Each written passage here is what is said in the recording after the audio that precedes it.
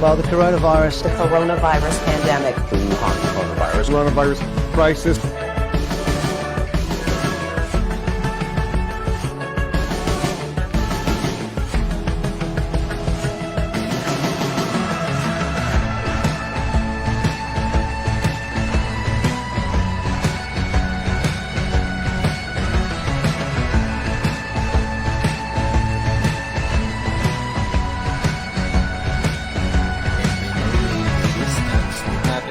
The process. Kasi sa planet. Okay, next line.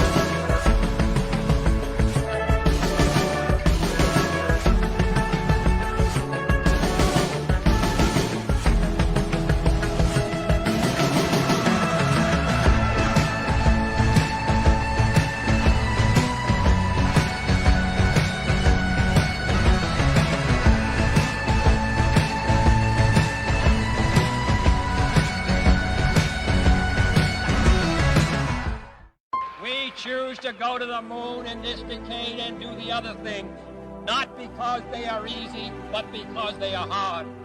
Because that goal will serve to organize and measure the best of our energies and skills. Because that challenge is one that we're willing to accept, one we are unwilling to postpone.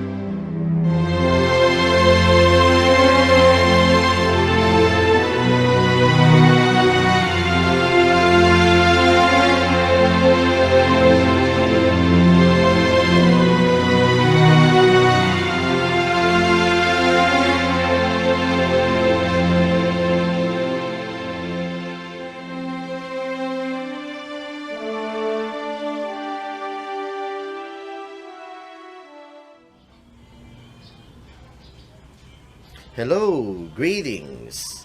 I am Professor Jun Cajigal and welcome to this virtual lecture about the science of Star Trek. The Star Trek franchise was created by Gene Roddenberry, and because of the exploration and the adventures of the USS Enterprise and its crew, I got inspired to love and be engaged in the sciences. Star Trek had a great impact in my life.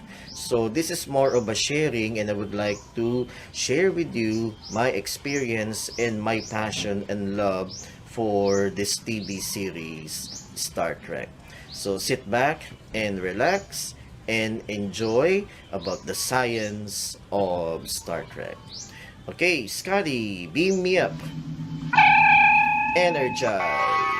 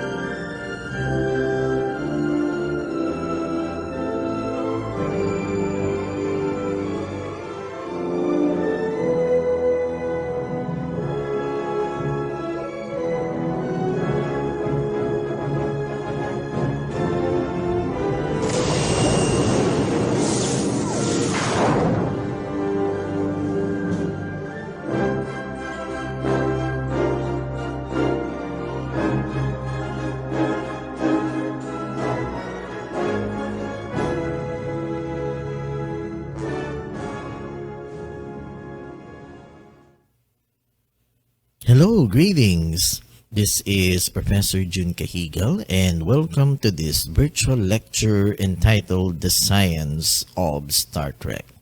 Now, the idea that Star Trek has changed my life and the world might sound as far-fetched as some of the USS Enterprise's spacefaring missions. But the truth is that the science fiction series Star Trek has directly or indirectly impacted both my present and future. Now, there are several ways that Star Trek had influenced me, and one of them would be the increased interest in science.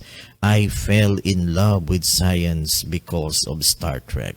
And one of the most important ways Star Trek has left an indelible footprint in my life is that the spirit of adventure and discovery inspired me to learn about what makes our universe tick. As Captain Kirk would say, to boldly go where no man has gone before. While most Star Trek science and technology is rooted in fantasy, it hasn't stopped me from exploring ideas from the show. Now, one example is the Alcubierre warp drive. This is a speculative idea put forth by a theoretical physicist by the name of Miguel Alcubierre, in which a spacecraft could achieve faster than light travel. The actual science behind the theory is incredibly complicated, as science fiction and fact magazine shows. But at the end result would be something very similar to Star Trek's warp drive or Star Wars hyperspace. So come with me and let us explore the science behind Star Trek. Now, Star Trek was created by no other than Gene Roddenberry. Star Trek was an original TV series created by Gene Roddenberry, and there were 3 seasons of that original TV series that ran from 1966 to 1968. Now, at this point, let us now mention some of the main characters of that original TV series of Star Trek. Now, the USS Enterprise was commanded by Captain James T. Kirk, or James Tiberius Kirk, played by William Shatner. Then we have Commander Spock, who's the second officer, played by Leonard Nimoy. Then we have Lieutenant Uhura, who is the communications officer, played by Nichelle Nichols. Then we have Lieutenant Hikaru Sulu, the helmsman, played by George Takei. Then we have Lieutenant Commander Montgomery Scott, or popularly called Scotty, who is the chief engineer, played by James Doohan. Then we have Commander Pavel Chekhov, who's the navigator, played by Walter Koenig. And we have Dr. Leonard McCoy, who is the chief medical officer, played by DeForest Kelly. And we have Christine Chappell, who's the head nurse, played by Majel Barrett, who became the wife of Gene Roddenberry. So those are the main characters from the Star Trek original TV series. And this is my favorite photo of them inside the bridge of the USS Enterprise. Now, the Star Trek original series had spawned several movies and multiple TV spin-offs watched by thousands of kids, including me, who went into science and engineering. Now, after the Star Trek original series, Gene Roddenberry created the Star Trek The Next Generation. So the following are the main characters from Star Trek The Next Generation. Now, the USS Enterprise was commanded by Captain Jean-Luc Picard, played by Patrick Stewart. Now, he has a second officer by the name of Commander William Riker. That's his second officer, played by Jonathan Frakes. Then we have Lieutenant Commander Data, who's the science officer. And by the way, Lieutenant Commander Data is an android, played by Brent Spiner. Then we have Lieutenant Worf, who's a Klingon. He's a weapons specialist, played by Michael Dorn. Then we have Dr. Beverly Crusher, who is the Chief Medical Officer, played by Gates McFadden.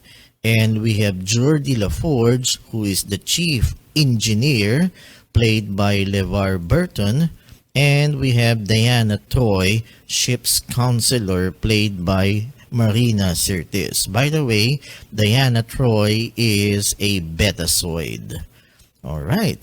So the USS Enterprise, that's the main ship of Star Trek. What a magnificent ship is the USS Enterprise. So this is the configuration of the USS Enterprise in the original Star Trek TV series. Alright, so that's the USS Enterprise from the original Star Trek series. What a magnificent ship. Then we have here the USS Enterprise from the Star Trek The Next Generation. Okay, so this ship can travel faster than light or warp speed.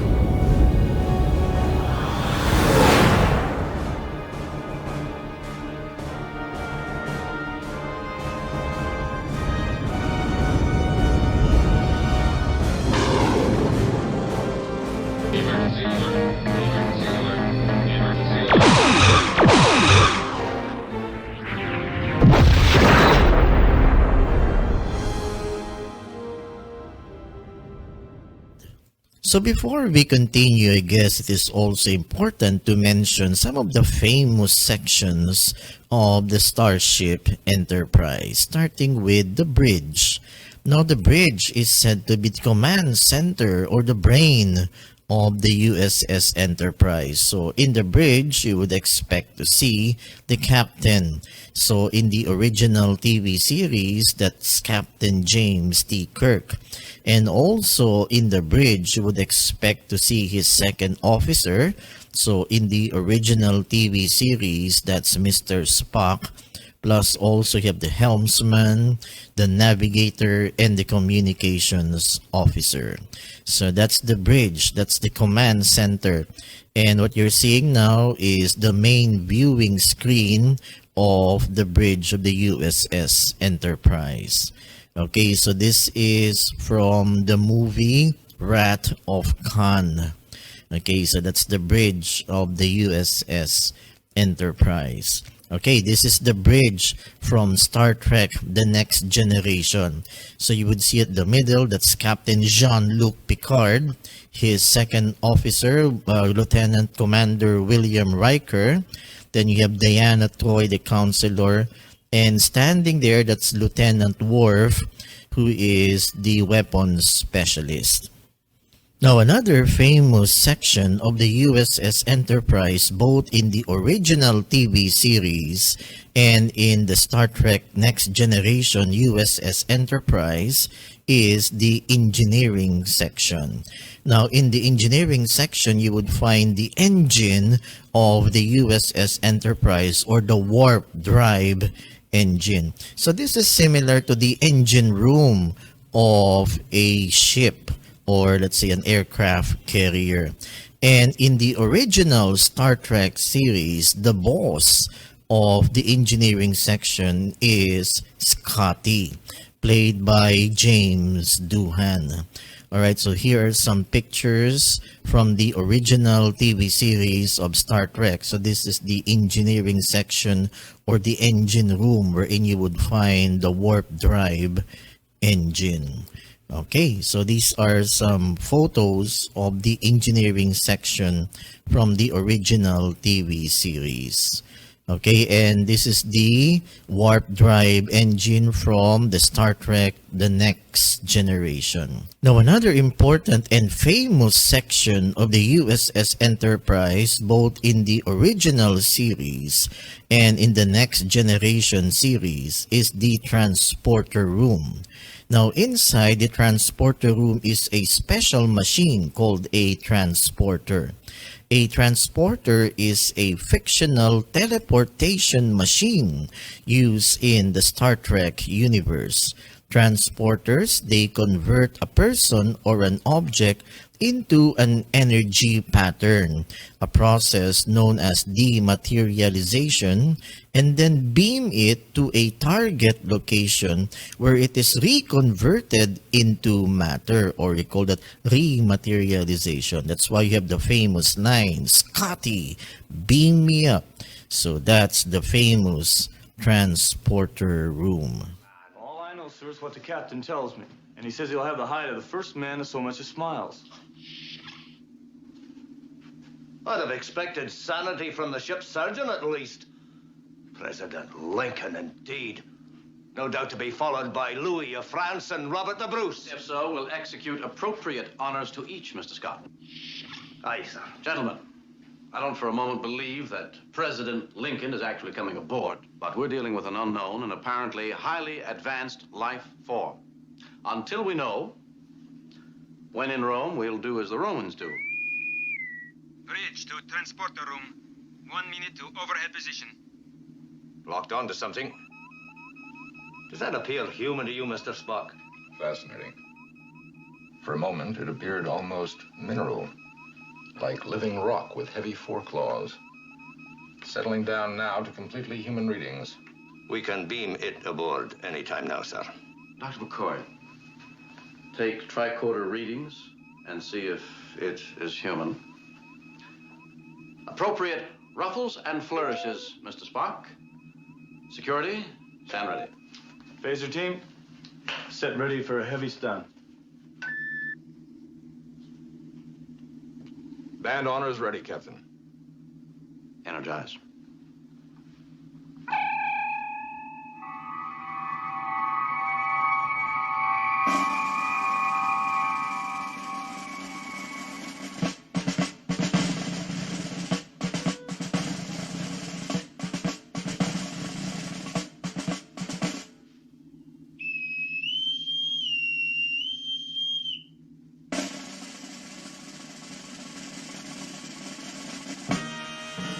USS Enterprise is honored to have you aboard, Mr. President.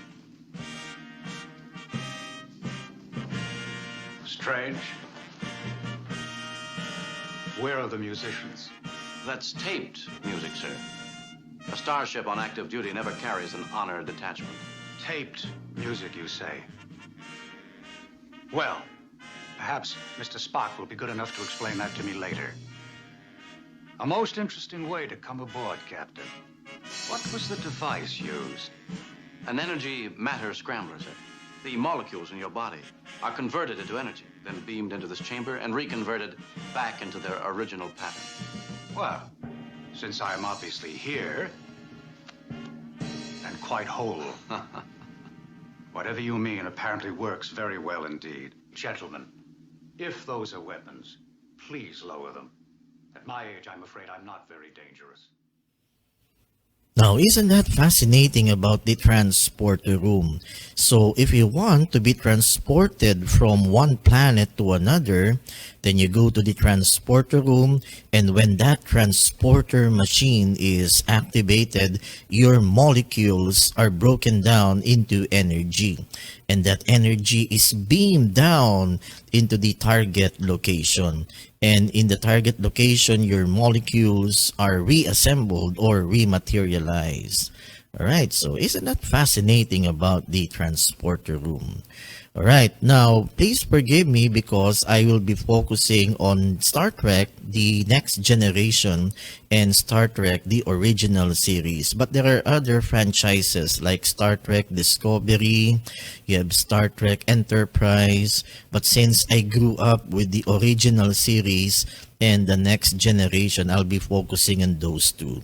Now, for Star Trek spin-off, there are a number of scientific and engineering innovations that was influenced by the technology that we see on Star Trek. And one of them is the communicator. Now, Dr. Martin Cooper, the inventor of the mobile phone, credits the communicator from Star Trek as being the inspiration behind the technology. So here is the communicator. Okay, that's the communicator by Captain James T. Kirk. Alright, and the mobile phone was actually inspired from this communicator. So isn't that fascinating indeed? Now, another important Star Trek spin-off is the Bluetooth headset. Now, the Bluetooth may have been inspired by Lieutenant Uhura's communicator. Now, everybody kindly zoom in on that earpiece of Lieutenant Uhura. So, the Bluetooth headset may have been inspired by the earpiece of Lieutenant Uhura. So, isn't that fascinating that today's technology, today's Bluetooth, was inspired by Lieutenant Uhura's earpiece? Planets. Yes, sir. Not one of which is capable of launching an interstellar flight. No, sir. Yet one of them accomplished it. Yes, sir. Thank you, Mr. Chekhov. Captain, I'm picking up high energy generation on planet 6. It's the primitive glaciated planet. Yes, sir. The source, Lieutenant. It could be natural. Volcanic activity, steam, any of a number of causes. But it's very regular. What do your surface readings show, Mr. Chekhov? No sign of organized civilization. Primitive humanoids picked up at irregular intervals. Now, isn't that fascinating about Lieutenant Uhura's earpiece? And that earpiece led the way for the development of the Bluetooth technology that we are enjoying today. Now, another Star Trek spin-off was the desktop computer. Now, the computer from Star Trek was the inspiration which was used to create devices that included the first desktop computer. So the computer on the left was the computer used in Star Trek, the original series, and the two computers below are the early versions of the Apple computer. So the developers of the desktop computers got their inspiration from Star Trek. I do, sir. All right, Claire. Charge, culpable negligence, specification in that on star date 2945.7, by such negligence, Captain Kirk, James T., did cause loss of life, to wit, the life of Records Officer Lieutenant Commander Finney Benjamin. To all recorded charges and specifications, what is the plea?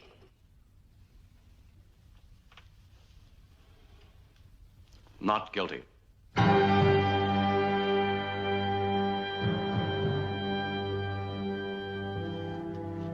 Proceed, Lieutenant. I call Mr. Spock.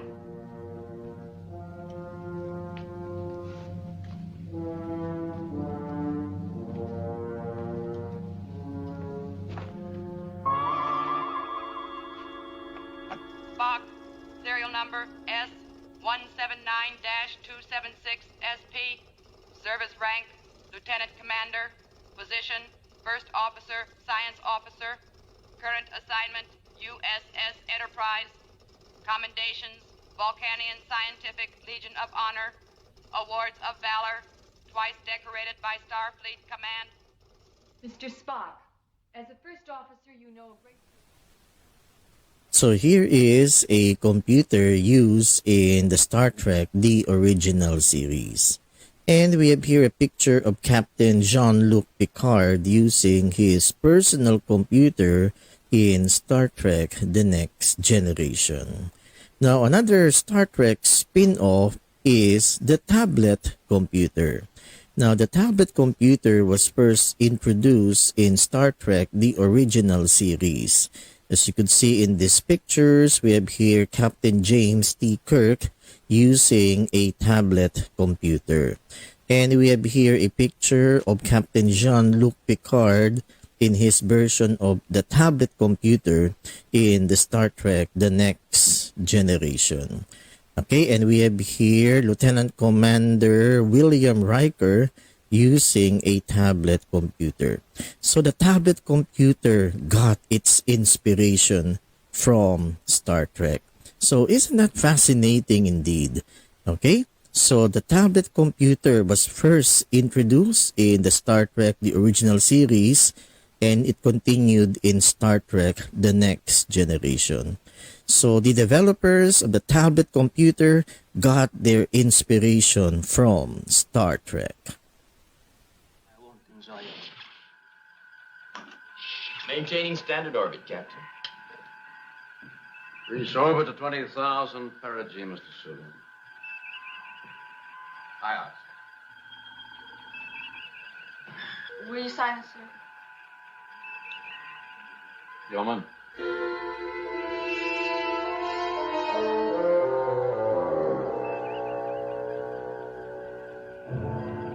You have a reason for being on the bridge, Commodore Stocker? I'd hope for a few words with you at your convenience. I have very little time. If I may say so, sir, we have a due date at Starbase 10. We're going to be late. I don't intend to leave this area until we've found a solution for this problem. Captain, I am watching 4 very valuable and 1 almost irreplaceable members of the Starfleet failing before my eyes. I want to do something to help. Yes, if you're so concerned, I'll send a message to Starbase 10. Captain, you sent such a message this morning. Hellman! Where's that? Sir, Fuel consumption report. I gave it to you, sir, and you signed it. If I had signed it, I wouldn't ask for it, now would I?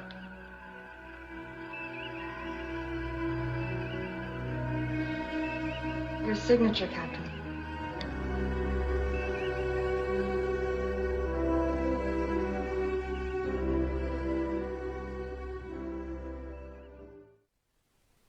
So another Star Trek spin-off was the medical tricorder. So the medical tricorder was first introduced in Star Trek original series. So we have here a picture of Dr. Leonard McCoy together with the head nurse, Miss Christine Chappell, doing an operation using that medical tricorder and medical scanner used to monitor the vital signs of the patient. So Dr. Leonard McCoy's medical tricorder monitors vital signs, namely blood pressure, electrocardiography that includes ECG, heart rate, variability, body temperature, respiratory rate, and oxygen saturation. And we have here a picture of the medical dashboard used in the Star Trek, the original series. So if all those pointers would drop, then Dr. McCoy would say, "Jim, he's dead." Sit down and breathe deeply, please. Did I hear you call him Dr. McCoy? You did? McCoy. I've heard Nancy speak of a Dr. McCoy. Well, that's me. Didn't she mention I was here? You've seen Nancy? She went out to get you. You've seen her, too. You were with the good doctor. Yes, why? Nothing. It's just that it gives me great pleasure to know that she's gotten to see an old friend and has a chance for some company. It was different for me. I enjoy solitude. But for a woman, you understand, of course. Well, it certainly hasn't aged her. She looks exactly as I knew her 12 years ago. Amazing, Jim. Like a girl of 25. Oh, sorry. I'm sorry, Captain. Sit down. I seem to have forgotten my manners. Quite all right. I'm not joking, Jim. She hasn't aged a day. There's not a gray hair in her head. She's got some gray bones. Excuse me, Professor. She's a handsome woman, yes, but hardly 25.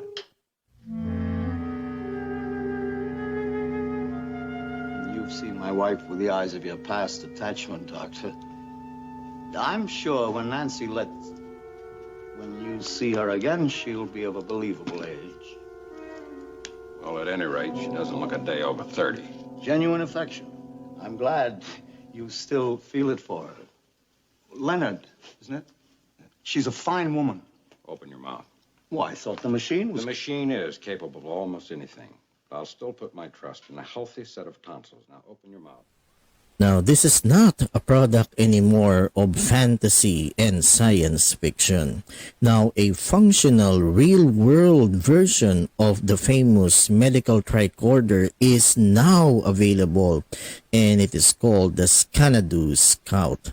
So, the Xanadu Scout, through its sensors, can read heart rate, temperature, oxygen levels, run an electrocardiogram, gauge heart rate variability, check blood pressure in a matter of seconds.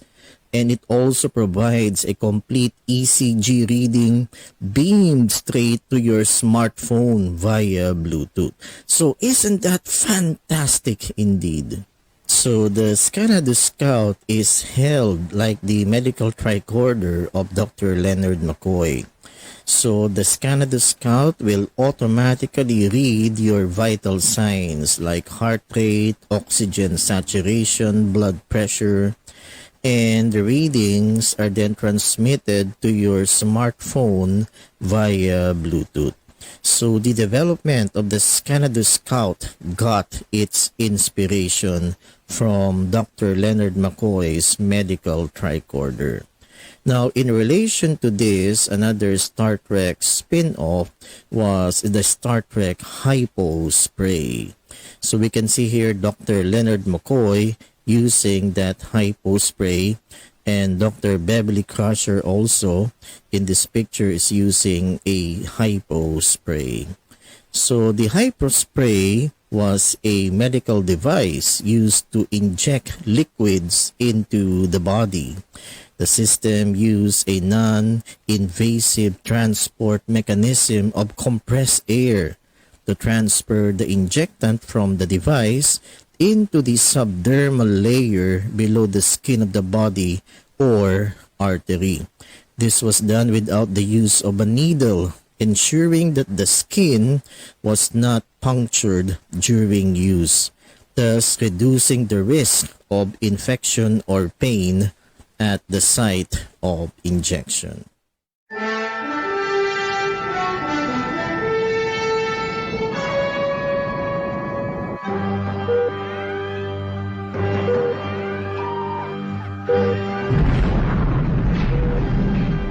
Stay on top of it, Mr. Sulu. We're holding orbit, sir. The helm is sluggish.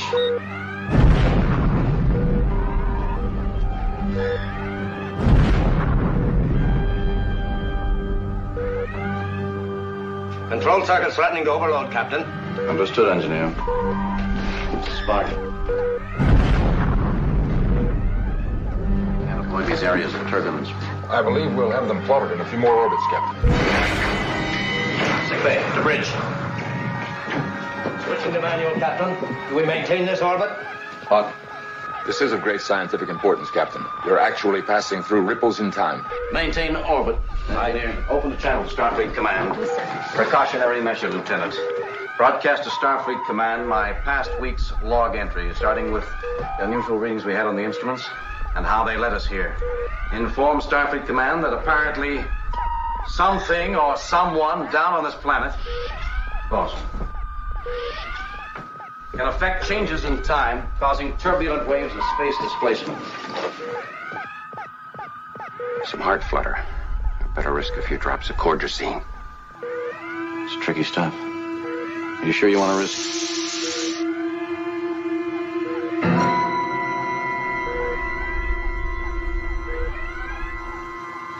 You were about to make a medical comment, Jim?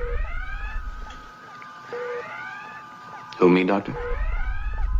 We're guiding around most of the time ripples now, Captain. Mr. Spock. All plotted but one, Captain. Coming up on it now. Seems to be fairly heavy displacement.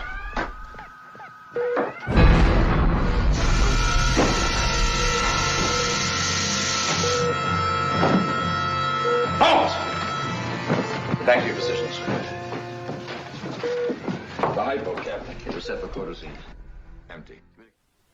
Now here is a picture of Dr. Leonard McCoy injecting some sort of medication through the skin of Captain Kirk using the HYPOSPRAY.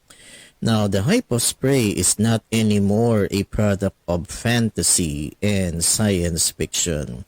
Now in the real world, there is a version of this HYPOSPRAY known as the jet injector. This device, the jet injector, uses compressed air to inject the medication through the skin, much like the HYPOSPRAY of Dr. Leonard McCoy. So the developers of this jet injector got the inspiration from Dr. McCoy's medical HYPOSPRAY. Okay, now another Star Trek spin-off is the Star Trek Sick Bay. So we have here a picture of Dr. Beverly Crusher with her high-tech gadgetry in her sick bay. And we have here a picture of Dr. Leonard McCoy with all those monitors in his sick bay.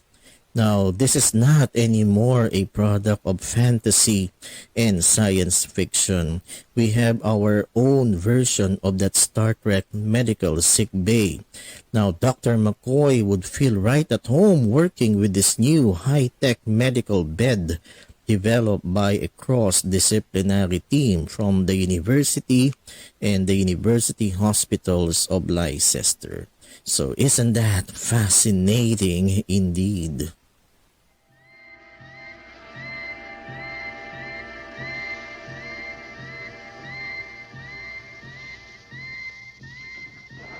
Greetings, nurse. Mr. Spock's blood reproduction rate is up over 200%. Zarek's heart rate has risen to 324.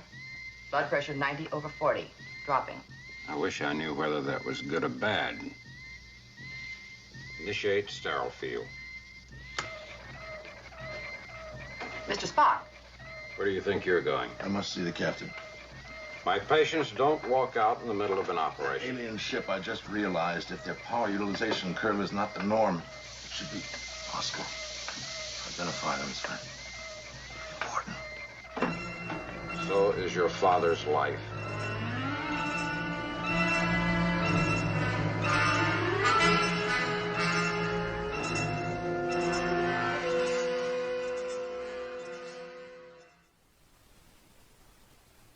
So here is a picture of that high-tech medical bed with all those gadgets to monitor the vital signs of the patient. So this high-tech medical bed from the University Hospital of Leicester is very similar to the sick bay of Dr. Leonard McCoy from the Star Trek original series and Dr. Beverly Crusher's sick bay from the Star Trek The Next Generation. Now, another Star Trek spin-off is the Star Trek phaser weapon. This phaser weapon is a high-energy weapon much like the lasers of today. Now, laser is the acronym for light amplification stimulated by the emission of radiation. Now, in real life, there is a real phaser weapon. Now, the U.S. military is actively working on a directed energy weapons such as battlefield lasers. The U.S. Navy is scheduled to deploy its first ship-based laser weapon later this summer on the USS Ponce for at-sea testing in the Persian Gulf.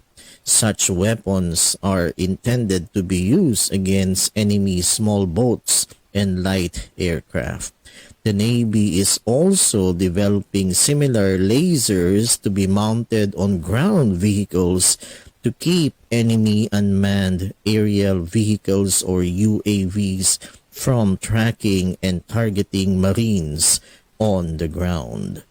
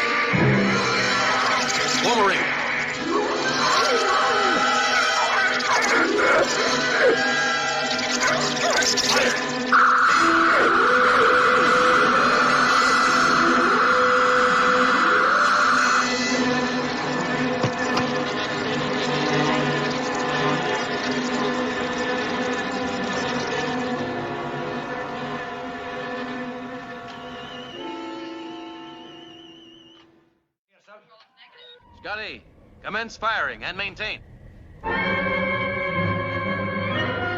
Mr. Kyle, all phasers, commence firing.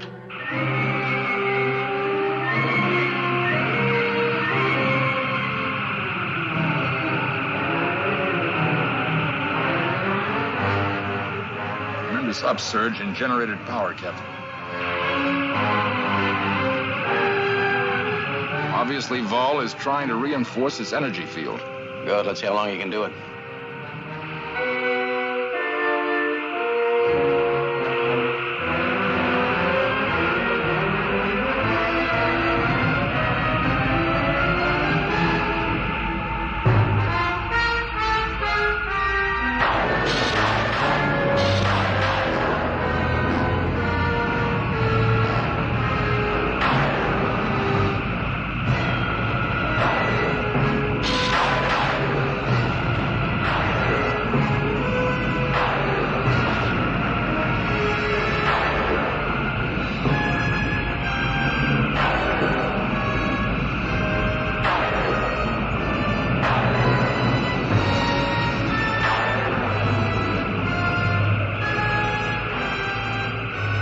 Scotty, cease fire!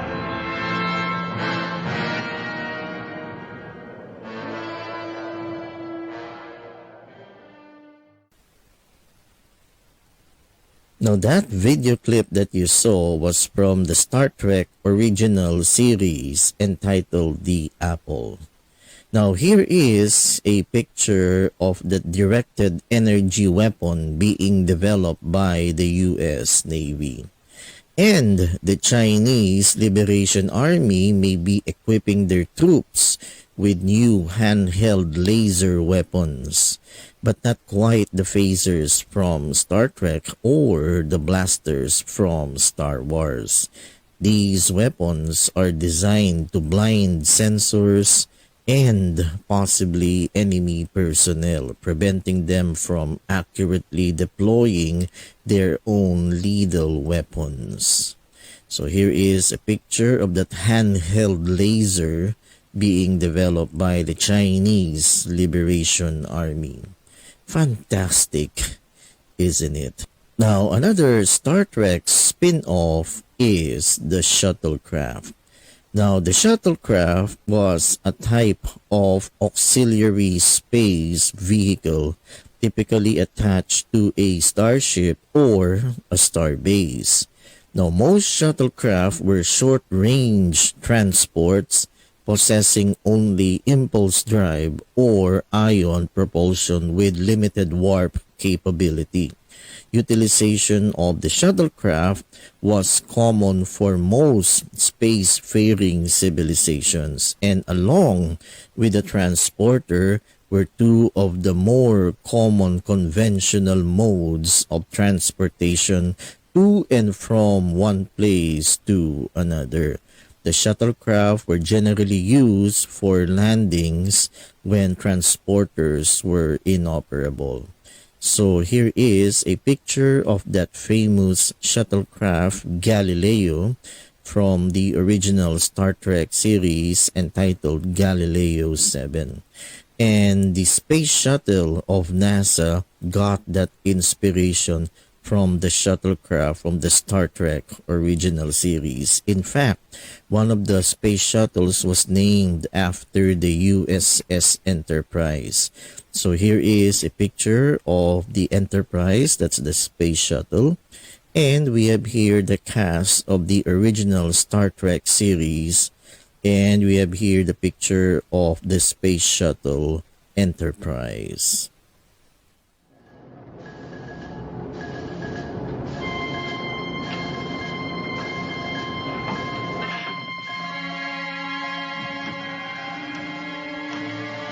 Power up. All instruments activated. All readings normal. All go. Launch shuttlecraft.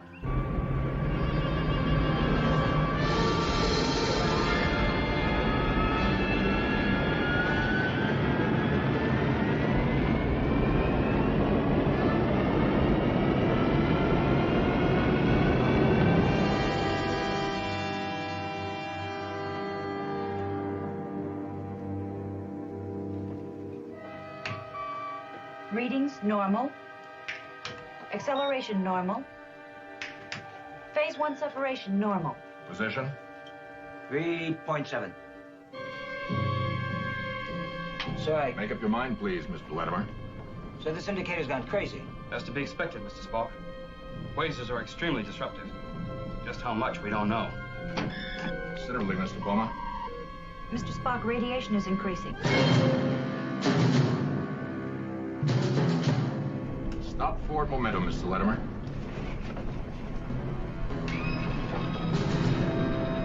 I can't, sir. Nothing happened. Galileo to Enterprise. Galileo to Enterprise. Come in, please. Ionic interference, Mr. Spock. Being drawn right into it. Galileo to Enterprise. Galileo to Enterprise. We are out of control, being pulled directly into the heart of Murasaki 312. Being hit by violent radiation on outer hull. Course 3.25. Anything at all? Nothing clear, Captain. Okay, so I hope you have enjoyed that video clip from the original Star Trek episode Galileo 7 featuring the shuttlecraft Galileo. Alright, now another Star Trek spin-off is ion propulsion. In fact, the shuttlecraft Galileo is powered by ion propulsion. Now, this is not a product of science fiction or fantasy. NASA already had developed ion propulsion. Okay, so here is a schematic diagram of an ion engine designed by NASA.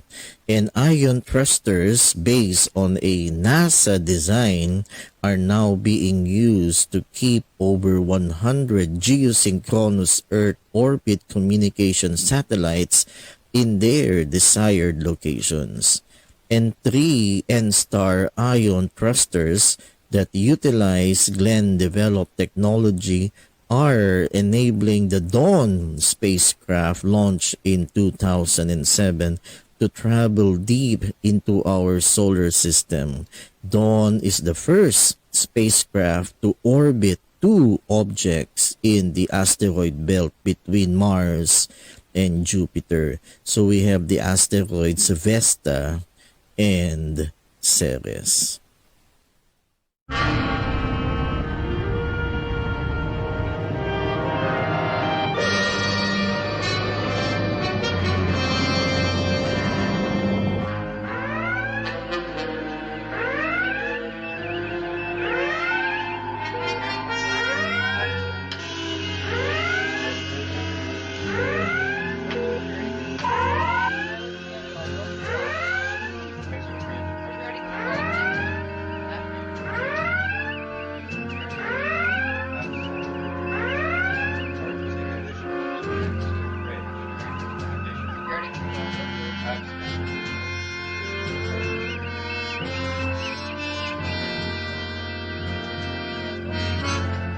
Bank standing by. Times 43,000 and closing. What do you read, Mr. Spock? Configuration unidentified. Ion propulsion, high velocity, though of a unique technology. Any contact, Lieutenant? Failing on all frequencies, sir. All languages have been attempted. No response. Now using standard interstellar symbols. Keep trying. Aye, sir. Magnification 10, Mr. Sigmund. Aye, sir. 38,000 and closing. Well, Scotty. Me, but isn't she a beauty? Interesting design. I've never seen anything like her. And ion propulsion at that. Oh, they could teach us a thing or two. Life forms, Mr. Spock? Now, the ion thruster is not a product of fantasy and science fiction. The ion thruster is now a reality. In fact, the Dawn spacecraft has 3 ion thrusters, and we know in history that the Dawn spacecraft had visited the asteroids Vesta and Ceres. So isn't that fascinating indeed? Okay, now another Star Trek spin-off is warp drive technology. Now, to give you an idea of what warp drive is, warp drive is a faster-than-light engine. This is a spacecraft propulsion system that is well-defined in the Star Trek universe. So in Star Trek, this warp drive works by annihilating a deuterium with antimatter in the fusion reaction moderated by dilithium crystals. This produces a large amount of energy, which is enough to warp space-time and drive the Starship Enterprise to travel faster than light.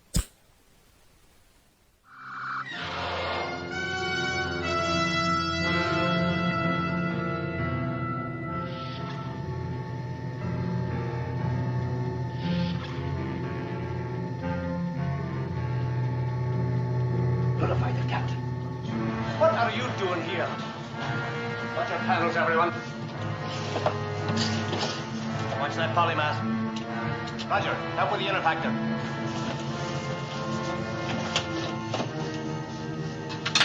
Leave that alone. This primitive matter-antimatter propulsion system is the main drive. Aye. Inefficiency exists in the antimatter input valve. I will effect repair.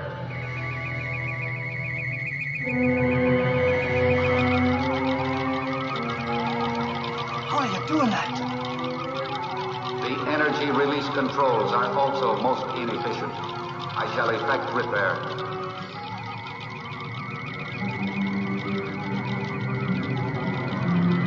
More maintenance, Scott, and increasing. Blow your dampers. Warp 9. Cut your circuits, all of them.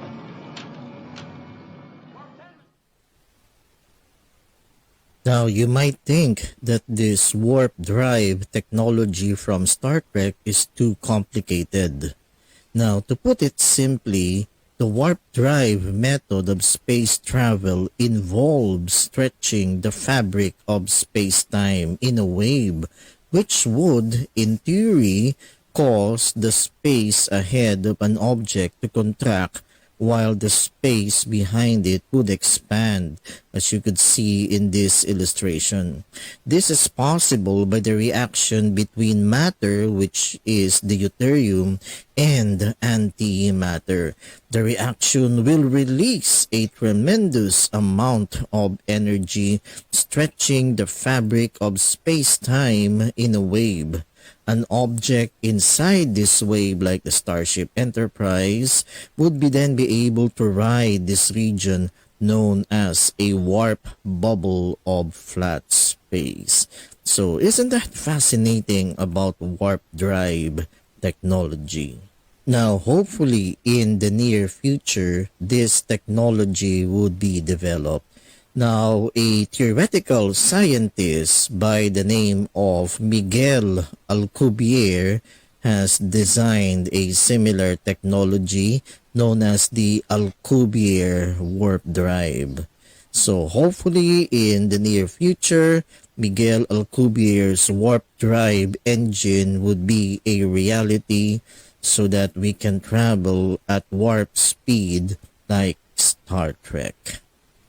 Now, that is really fascinating about warp drive technology. Now, in the near future, if that Alcubierre warp drive would become a reality, then that means that we can travel from one star system to another in a matter of weeks. And that is really fascinating indeed. Now, lastly, another spin-off from Star Trek is robotics. Now, the concept of robots was first introduced in the Star Trek original series. And in the Star Trek The Next Generation, Lieutenant Commander Data was an android. Okay, now robots today are now in service to humanity. Robots are now assembling automobiles, and we have the development of human-like robots like Asimo. And robots are now exploring the planets like this Perseverance rover, which is on its way to the planet Mars.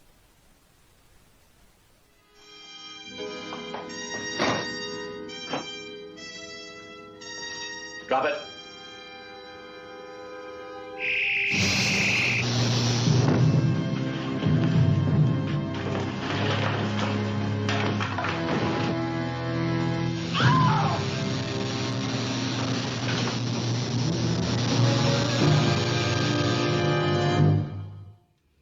Now, do you understand? If these mechanical things have no feelings and perform only as you program them, then why did Brown try to shoot me? Why did he kill two of my men? There are many things I don't understand, Doctor. I will answer all of your questions. Now.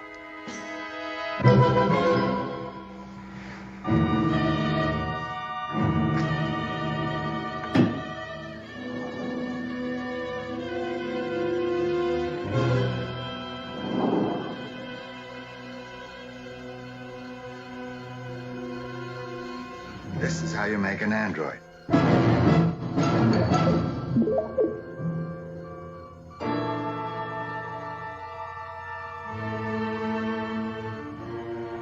Andrea?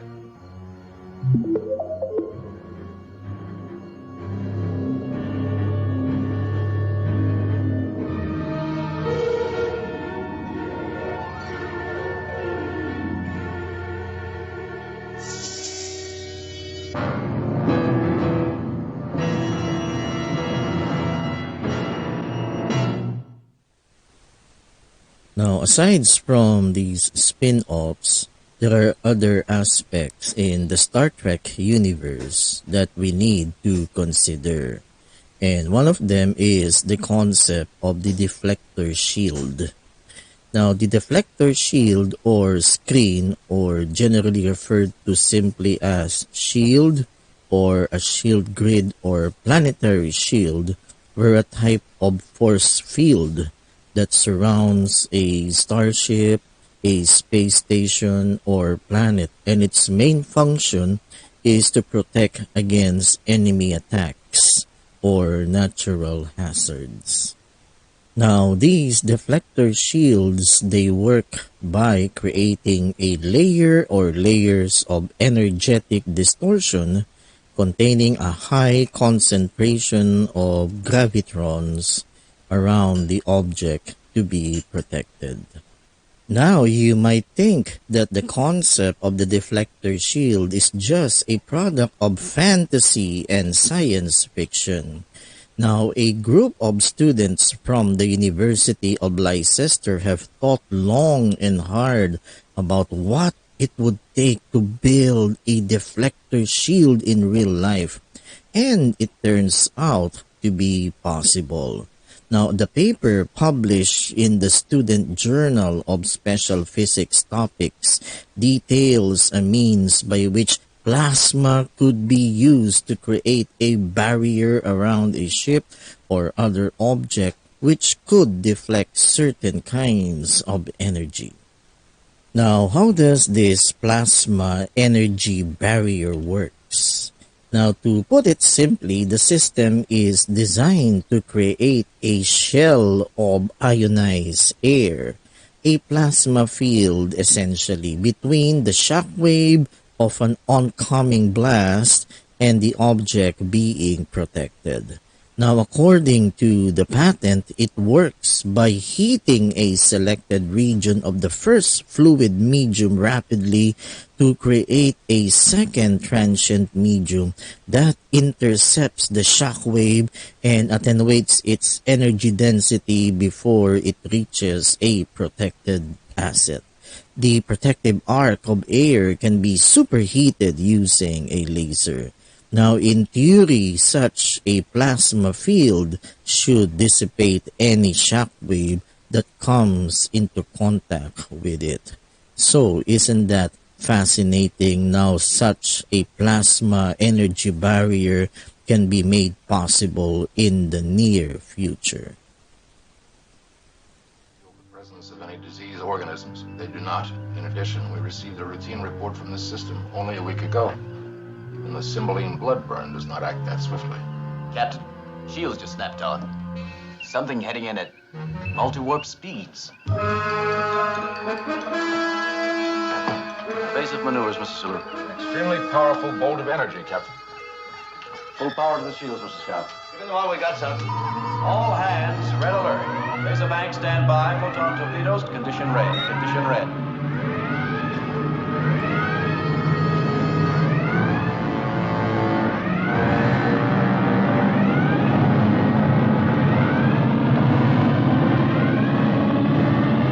It's going to hit.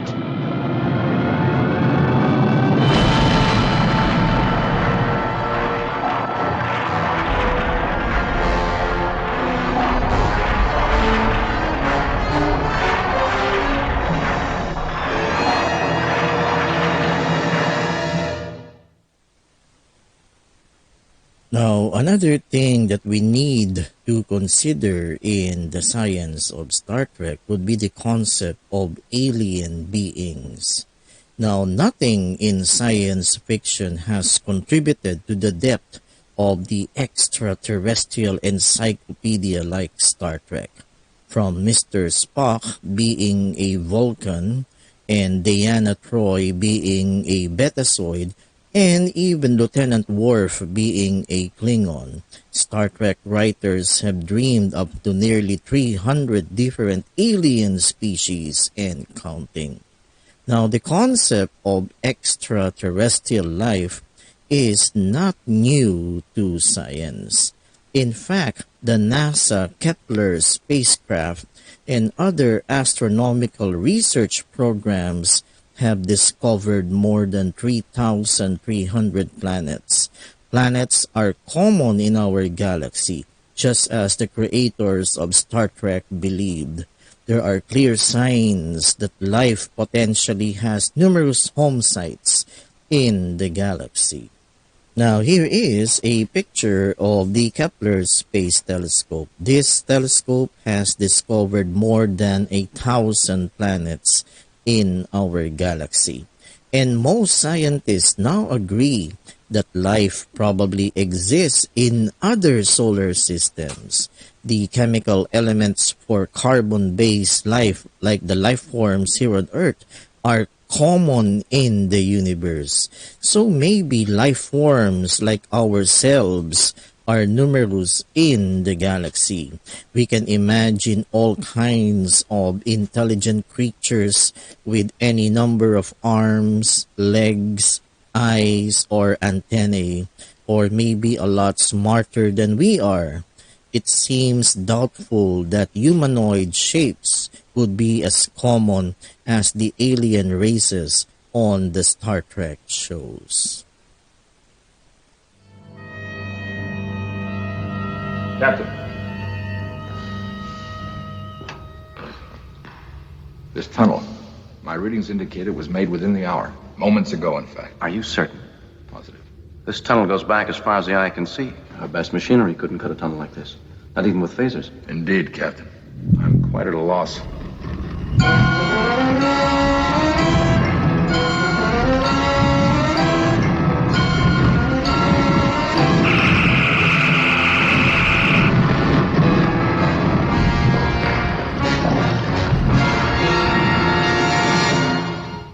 Down.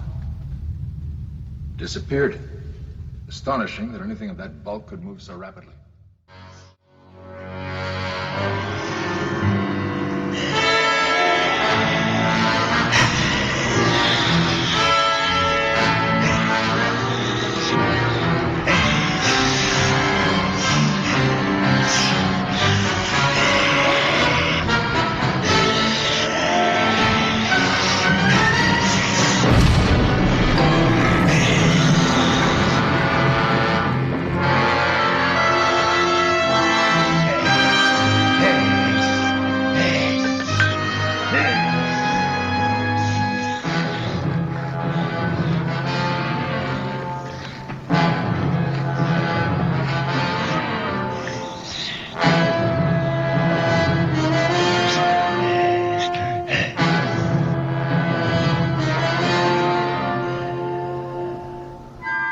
No.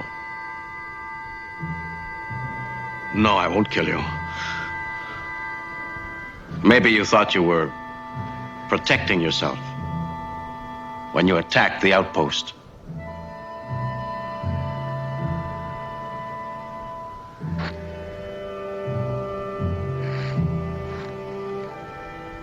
No, I won't kill him. Do you hear? You'll have to get your entertainment someplace else.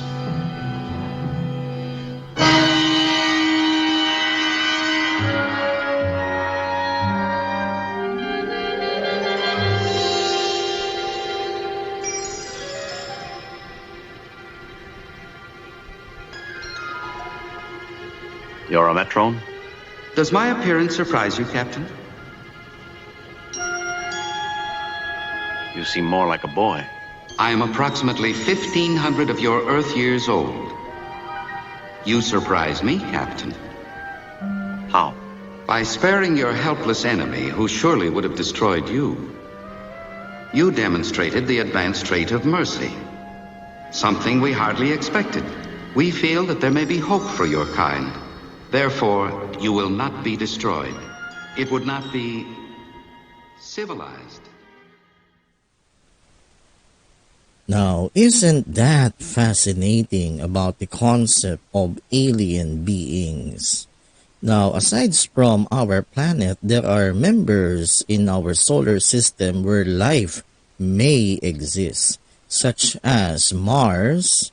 Also, we have Europa, one of the Galilean moons of Jupiter. Titan, also with its atmosphere, the largest moon of Saturn. And also one of the moons of Saturn called Enceladus. Now, before we end with this talk on the science of Star Trek, I want you now to pay attention to this segment from the original Star Trek series entitled Return to Tomorrow. Now, I want you to listen to the dialogue of Captain Kirk with his officers of the USS Enterprise, and this dialogue really inspired me to love the sciences. So let's watch this. Going to what? Are they all right in the head, Doctor? No comment. A simple transference. Their minds and ours. Quite simple. Happens every day. Scotty, I need your approval, too. Since you'll be working with them, furnishing them with all they need to make the android robots. You won't be working with them, you'll be working with us, our bodies. They'll be inside us, and we'll be... It all seems rather indecent to me. I'm not so certain of that, Doctor. It is scientifically fascinating. Once inside their mechanical bodies, Engineer, they can leave this planet, travel back with us. With their knowledge, mankind could leap ahead 10,000 years. Bones, they'll show us medical advances, miracles you never dreamed possible. Scotty, engineering advances, vessels this size, with engines the size of walnuts. Oh, you're joking. No, he's not. They're giants and we're insects beside them. They could destroy us without meaning to. And all he wants is the body of our captain. And our second in command, too. Coincidence? They selected us as the most compatible bodies. What's your attitude on that, Doctor? Well, if we all agree, I'm willing to host the Lace's mind. I'm a scientist. The opportunity is an extraordinary one for experimentation, observation. A starship engine the size of a walnut? That's impossible. But I don't suppose there'd be any harm in looking over diagrams on it. Bones, you could stop all this by saying no. That's why I called you all here together. We'll all be deeply involved. It must be unanimous. Well, then I still want one question answered to my satisfaction. Why? Not a list of possible miracles, but a simple, basic, understandable why that overrides all danger. And let's not kid ourselves that there is no potential danger in this. They used to say if man could fly, he'd have wings. But he did fly. He discovered he had to. Do you wish that the first Apollo mission hadn't reached the moon, or that we hadn't gone on to Mars and then to the nearest star? That's like saying you wish that you still operated with scalpels and sewed your patients up with catgut, like your great-great-great-great-grandfather used to. I'm in command. I could order this. But I'm not. Because Dr. McCoy is right in pointing out the enormous danger potential in any contact with life and intelligence as fantastically advanced as this. But I must point out that the possibilities, the potential for knowledge and advancement is equally great.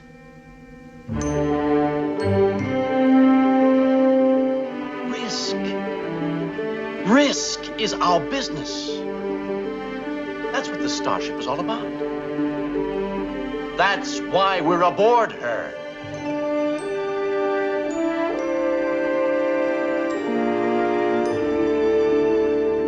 You may dissent without prejudice. Do I hear a negative vote?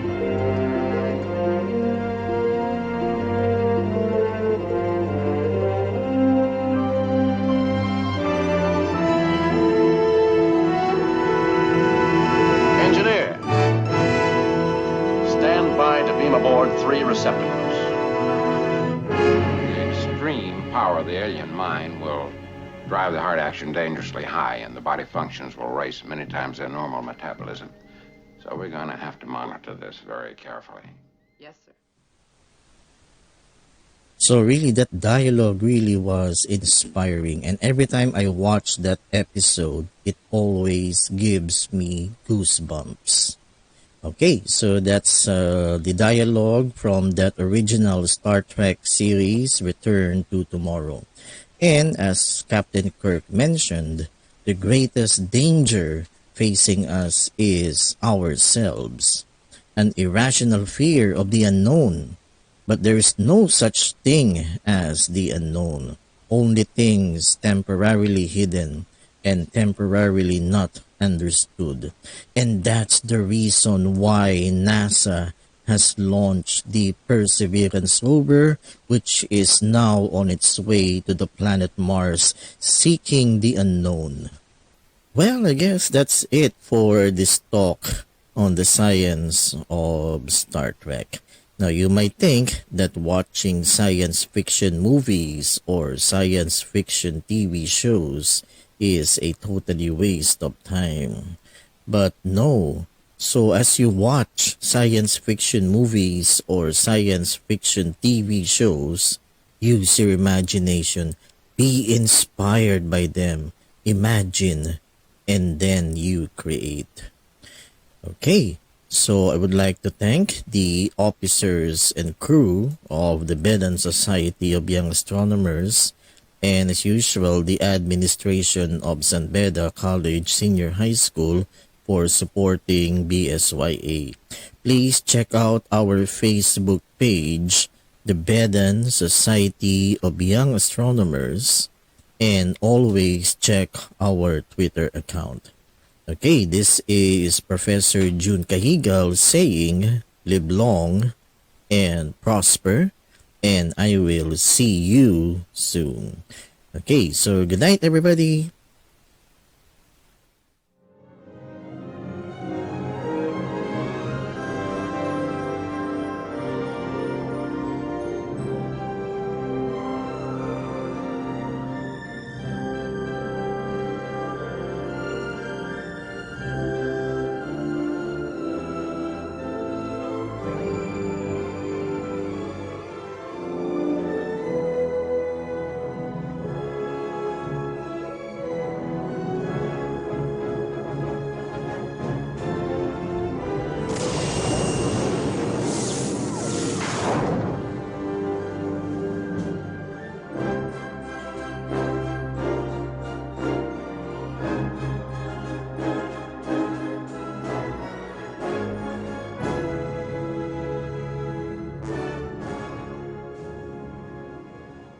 We choose to go to the moon in this decade and do the other things, not because they are easy, but because they are hard. Because that goal will serve to organize and measure the best of our energies and skills. Because that challenge is one that we're willing to accept, one we are unwilling to postpone.